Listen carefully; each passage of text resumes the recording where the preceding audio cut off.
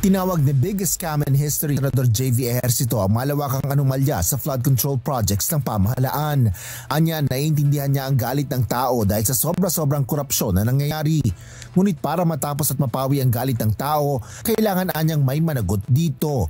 Umaasa si Senador JV na masasagot ni Zaldico ang mga issue at mga aligasyon, lalo ngayong nagbitiw na ito bilang kinata ng AKO Bicol Party List. I think that's welcome. At least wala na yung parliamentary courtesy.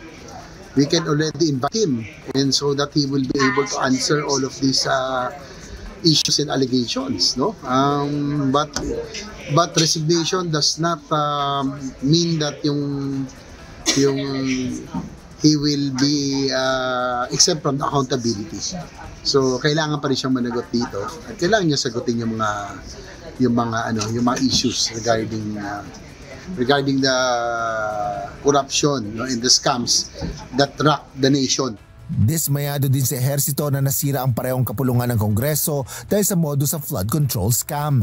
Ngunit hiling din ito na may balik ang focus sa mga tunay na nasa likod ng anomalya at hindi sa kanila mabaling ang issue gayong wala naman umanong contractor sa Senado.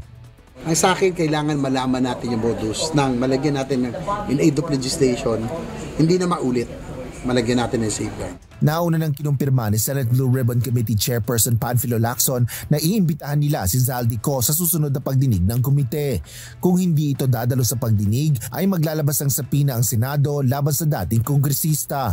Kung hindi naman magiging katanggap-tanggap ang paliwanag, isa-cite in contempt si Ko at i-issuehan ito ng arrest warrant. Sinabi naman ni Senador Ronald Bato de la Rosa na maaaring mapauwi si Zaldico kapag may warrant of arrest na ito. Sa ngayon ay wala pang nakatakdang petsa kung kailan isasagawa ang susunod na pagdinig ng Blue Ribbon kaugnay ng mga anomalya sa flood control. Asher Cadapan Jr., UNTV News and Rescue.